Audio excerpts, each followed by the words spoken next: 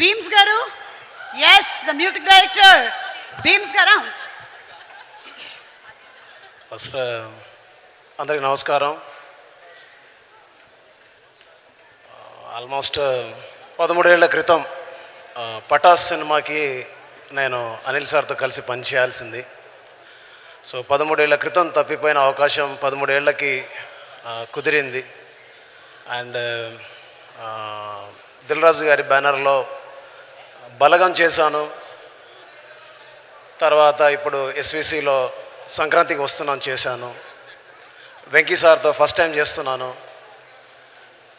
ఈ సినిమాకు సంబంధించి మాట్లాడడానికి నాకు టైం తక్కువ ఉంది కాబట్టి ఏం చెప్పలేకపోతున్నాను. కానీ ఒక చాలా అంటే చాలా పెయిన్ఫుల్ విషయాలు ఉన్నాయి, చాలా ప్రేమతో చెప్పే విషయాలు ఉన్నాయి, చాలా మీ అందరితో చెప్పి ఆనందపడే విషయాలు ఉన్నాయి. ఇందులో పాటలు రాసిన భాస్కర్ భట్ల సార్, అనంత శ్రీరామ్ గారు, రామజోగ శాస్త్రి గారు, రఘురామ్ గారు, అండ్ పాటలు పాడిన నేను ఈ సినిమాలో పాట పాడాను నాతో పాటు ప్రణవి ఆచార్య గారు.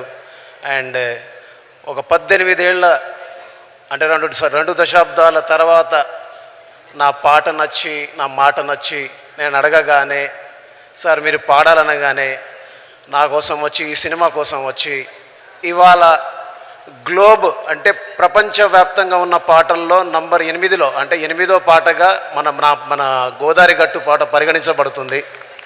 అలాగా ఈ దేశంలో ఉన్నటువంటి టాప్ 100 సాంగ్స్లో నంబర్ 2గా రాణిస్తుంది. రమణ గోగుల సార్తో కలిసి మధుప్రియ గారు పాట పాడడం, అలాగే ఎవరికైనా అదృష్టం ఉంటుంది, అద్భుతం జరుగుతుంది, కానీ ఒక జీవిత కాలానికి సంబంధించి ఒక జ్ఞాపకం ఉండిపోయింది నాకు.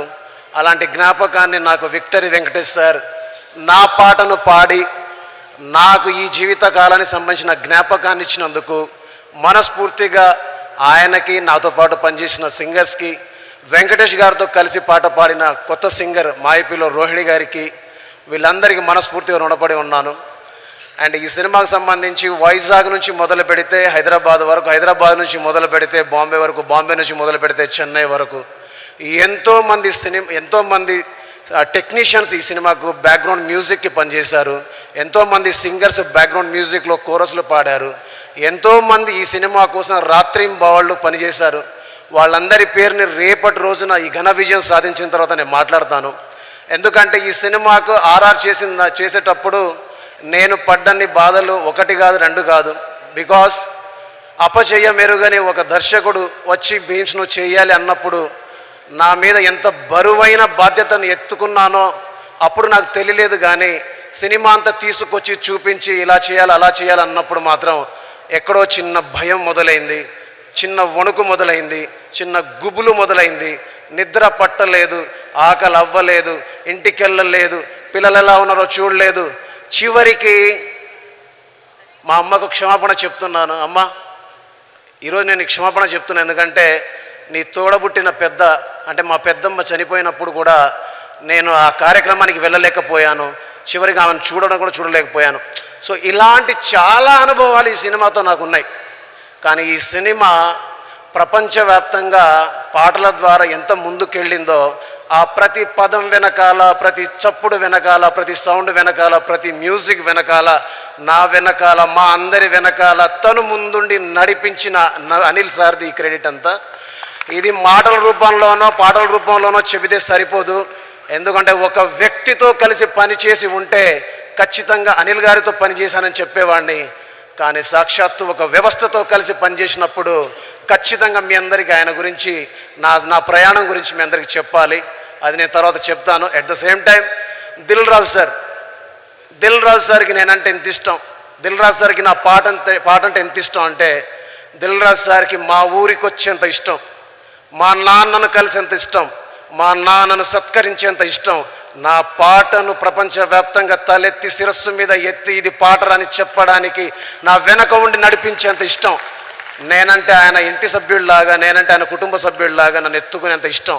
అలాంటి ఇష్టాన్ని చూపించిన రాజు సార్కి, అలాంటి ఇష్టాన్ని చూపిస్తున్న శిరీష్ సార్కి ఎందుకు ఈ విషయం చెప్తున్నా అంటే బలగం ఈ ప్రపంచాన్ని ఎంత కదిలించిందో మీరు చూశారు. అలాంటి బలగంలో ఊరు పల్లెటూరు దీని తీరే అమ్మ తీరు కళ్ళ ముందే దోచుకున్న సంబరాల వంట పైరు అంటే మీరందరూ ఎంత ఆనందపడ్డారు. అలాంటి సినిమా చేసి ఫస్ట్ టైం ఈ దేశంలో దాదాసాహెబ్ ఫాల్కే అవార్డు నాకు దక్కింది ఆ సినిమా ద్వారా. అలాంటి సినిమా ఇచ్చిన రాజు సార్ తర్వాత ఈ తెలుగు సినిమా ఇండస్ట్రీలోనే ఎన్నో ఎన్నో ఎన్నో హిట్ సినిమాలు తీసినటువంటి banner Sri Venkateswara creations. So ఎస్విసిలో పనిచేయడం అనేది ప్రతి ఒక్కరికి ఒక కళ. కానీ నాకు నా కళని నిజం చేసిన అనిల్ సార్కి, అలాంటి కళని నిజం అవ్వడానికి తోడ్పడినటువంటి మన హీరో, మన అందరి హీరో, మన అందరి ఆరాధ్య హీరో విక్టరీ వెంకటేష్ సార్కి, అలాగే నన్ను నా వెనకాల ఉండి నేను ఇంటికి రాకున్నా వచ్చినా నాకు సపోర్ట్ చేస్తూ నిలబడ్డ నా కుటుంబ సభ్యులకి మనస్ఫూర్తిగా ధన్యవాదాలు తెలియజేసుకుంటూ, ఒక గోదావరి గట్టు మాత్రమే కాదు, ఒక మీను మాత్రమే కాదు, ఒక పొంగల్ మాత్రమే కాదు, మీరు సినిమాలో వస్తే సినిమా అంతా మ్యూజికల్గానే చేయించారు అనిల్ సార్ నాతోటి. సినిమా అంతా మ్యూజికల్గానే ఉంటుంది. ప్రతి ప్రతి ప్రతి ప్రతి సన్నివేశంలో ఒక పాట వస్తుంటుంది, ప్రతి సన్నివేశంలో ఒక మ్యూజిక్ బిట్ వస్తూనే ఉంటుంది. సార్ మీరు పెద్ద పెద్ద వాళ్ళతో పనిచేశారు, చాలా పెద్ద పెద్ద హీరోలతో పనిచేశారు.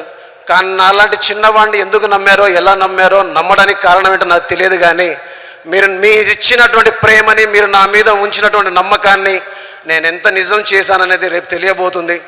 ఇఫ్ నిజంగా నేను పాస్ అయితే గనక మీరు నా మీద ఉంచిన నమ్మకాన్ని ప్రజలు నిజం చేస్తే గనక అదే నేను పొందే గొప్ప గౌరవంగా భావిస్తాను.